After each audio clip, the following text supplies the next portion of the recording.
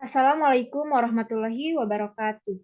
Yang kami hormati Ibu Dr. Intan Renata Silitonga SPOG MKes selaku dosen pengampu mata kuliah Ilmu Kebidanan dan Kandungan.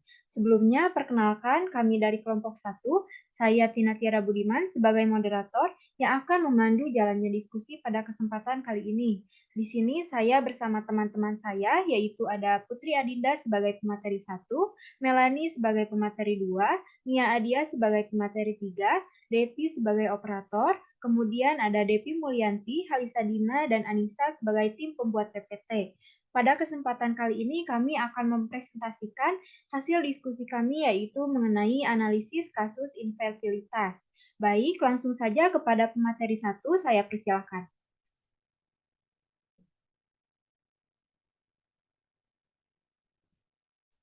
Baik, di sini ada pembahasan nomor 1, anamnesis, nomor 2, pemeriksaan fisik, nomor 3, pemeriksaan penunjang, nomor 4, pemberian terapi obat-obatan.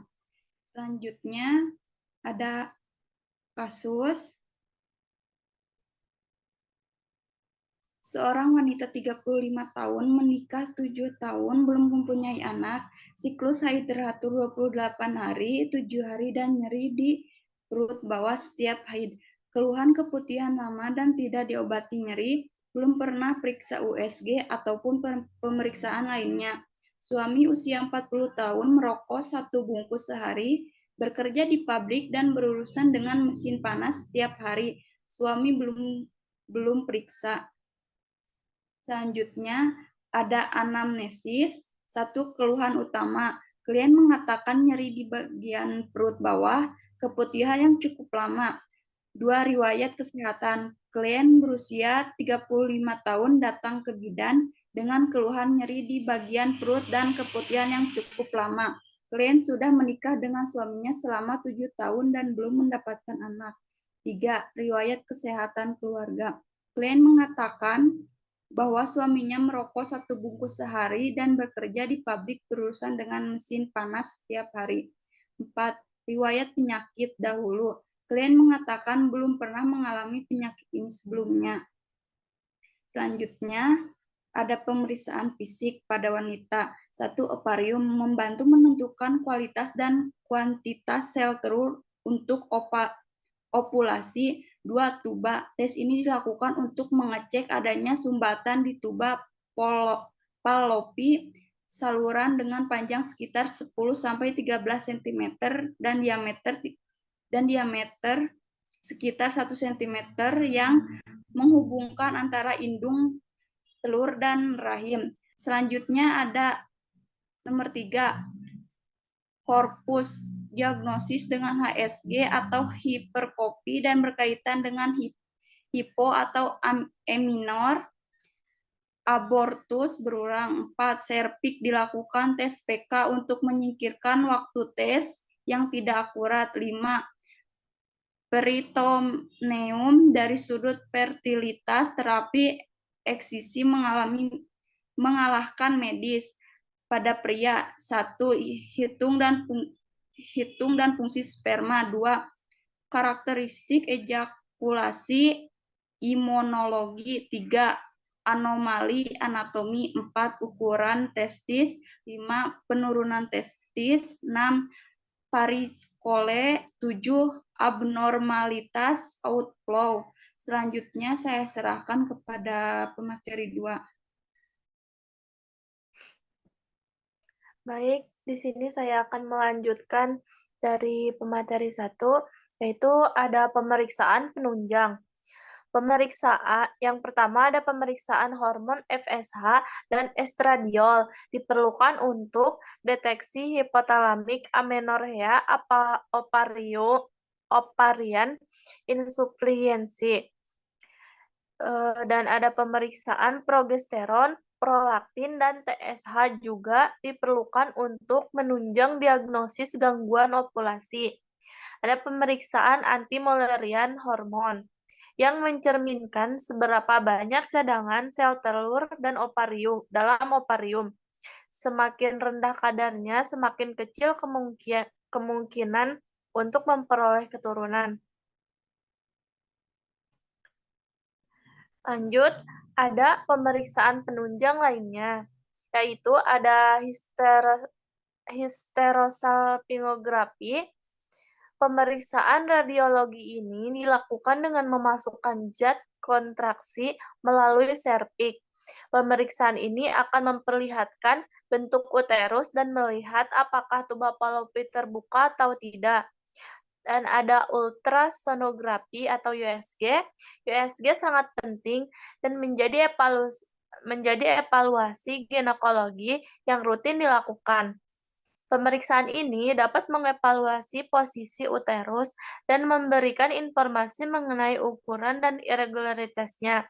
USG pelvis juga membantu deteksi dini uterin fibroid, endometrial polip, kista ovarium, massa, dan endometrioma. Pemeriksaan ini juga penting untuk diagnosis anovulasi, polistik ovari, dan kista corpus luteum. Lanjut ke pemberian terapi dan obat-obatan. Metode pengobatan invasif untuk infertilitas wanita yaitu ada bedah tuba. Pada wanita dengan obstruksi tuba proksimal, dokter dapat menyarankan salpingografi selektif dengan kateterisasi atau kanulasi tuba secara histeroskopik. Ada bedah uterus. Wanita yang mengalami amenorrea dengan adesi intrauterin dapat disarankan untuk menjalani histeroskopik adesiolisis untuk meningkatkan peluang hamil. Bedah uterus juga dapat dilakukan pada kasus endometriosis dan fibroid. Selanjutnya ada bayi tabung. Metode bayi tabung atau IVF dilakukan apabila pasien mengalami masalah tuba Fallopi atau mengalami unexplained infertility. Next.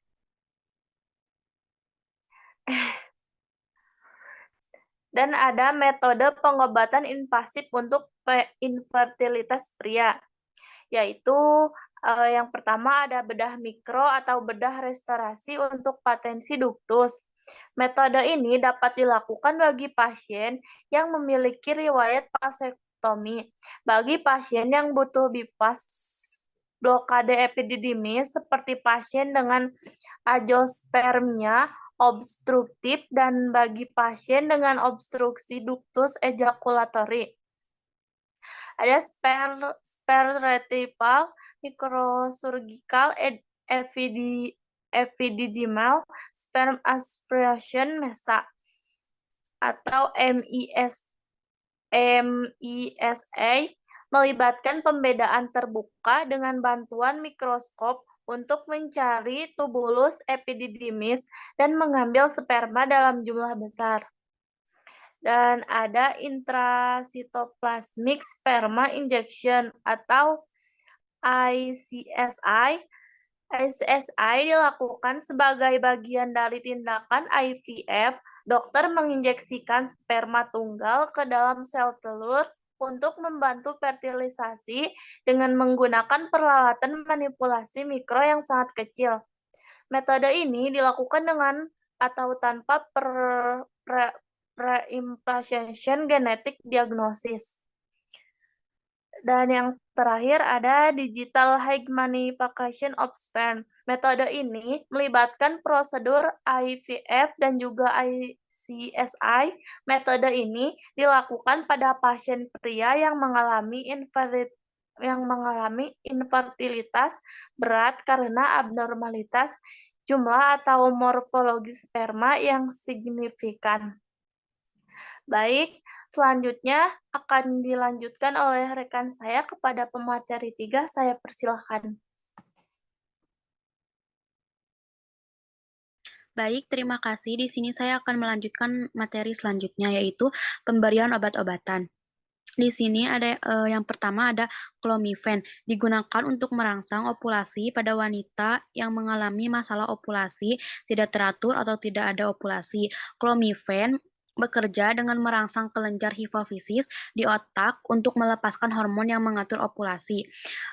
Selanjutnya ada gonadotropin.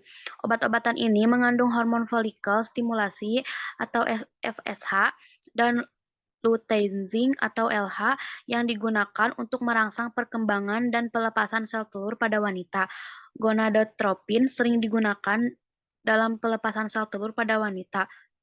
Gonadotropin sering digunakan dalam siklus IVF atau fertilasi in vitro dan siklus inseminasi buatan. Ada juga metformin.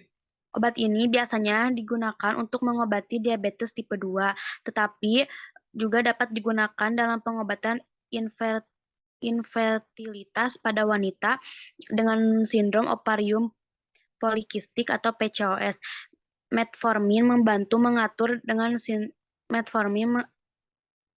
mengatur kadar gula darah dan hormon insulin yang dapat membantu meningkatkan ovulasi dan kesuburan pada wanita dengan PCOS. Next.